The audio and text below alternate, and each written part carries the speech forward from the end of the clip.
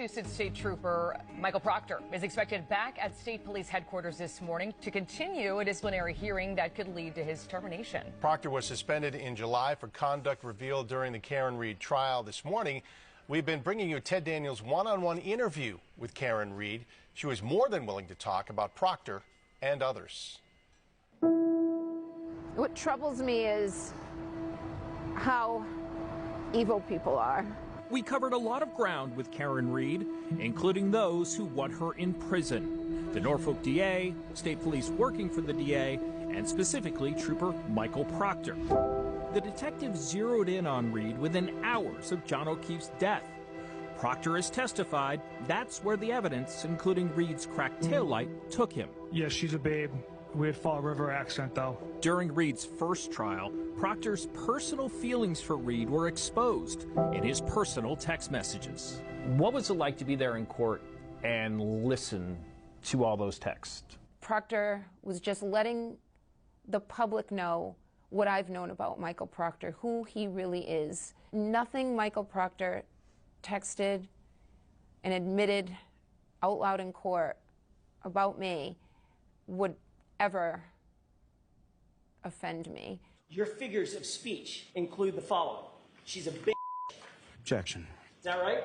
Yes. You spent hours having him read those out loud. I'm sure that was done by design. It was. Everything that we did in that cross-examination of Michael Proctor was done by design. There was an effort to indict Read on new witness intimidation charges last March. It failed.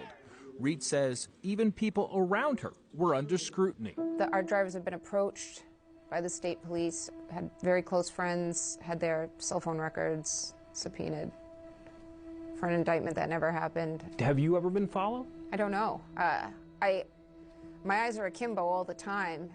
I look at law enforcement differently, more warily. How do you know you're being tracked? I know from affidavits from the state police at the Norfolk DA's office. They knew what flight I was on, they knew when I landed, they knew when I came back, and it's disturbing. It's invasive, and it's desperate.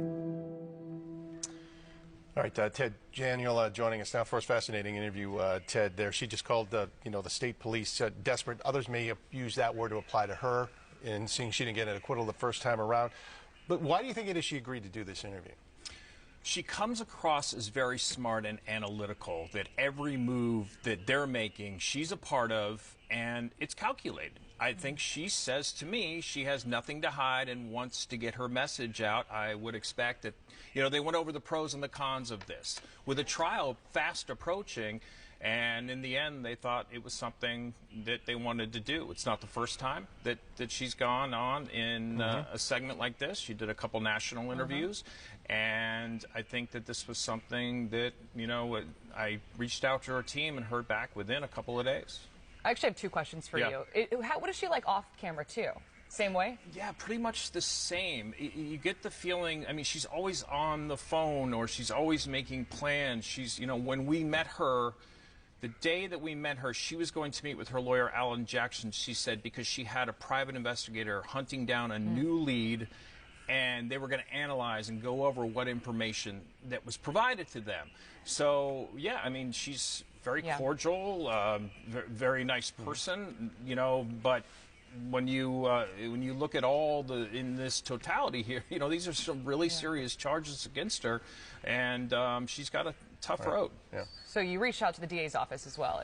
Yeah, we wanted to give equal time to the DA's side of this. So it's the new prosecutor. Adam Lally did the first trial, and now Hank Brennan was appointed a special prosecutor. He's long known defense lawyer. I used to speak Whitey Bulger case. Yeah, and I used to speak to Hank about other stories. So we made a request. We said, hey, we'd like to profile Hank and give him sort of an on-camera interview, and they declined that request. And I get it. There are some stipulations that the DA and the prosecutor has to follow in terms of out-of-court discussion. I did say, hey, I realize, in my email I said, I realize there may be some things that have to be left off the table. We were fine with that with them, but unfortunately it didn't happen. You had talked about this in the piece that aired last night, and she has talked to, as you mentioned, to you and to other outlets. The question is, will she take the stand now in the second trial? And she mentioned, well, that'll be a game-time decision. What's your gut telling you on that? I think she probably won't. I mean, as rare as it is for her to do all these interviews with us, I think would be even more rare for her to take the stand. But one of the things that the new special prosecutor is trying to do is take all the statements that she's made and find contradictions. Before this story even aired, we got a court order at this station saying the DA's office wants all the raw interview. They want everything, and my notes. So the DA's office has been doing that to everyone that she's spoken with, because they want to say, hey, there's this inconsistency there, or she said this during this interview, she said something different during another interview. So it was surprising, though, that we got it 14 hours after the promo aired, and the story hadn't even gone on TV yet. Yeah, it's, expected almost, too, but it's something that so many eyes are going to be watching. I mean, you did an incredible piece on that story as well. And yeah, I'm looking forward to see what happens. And we'll be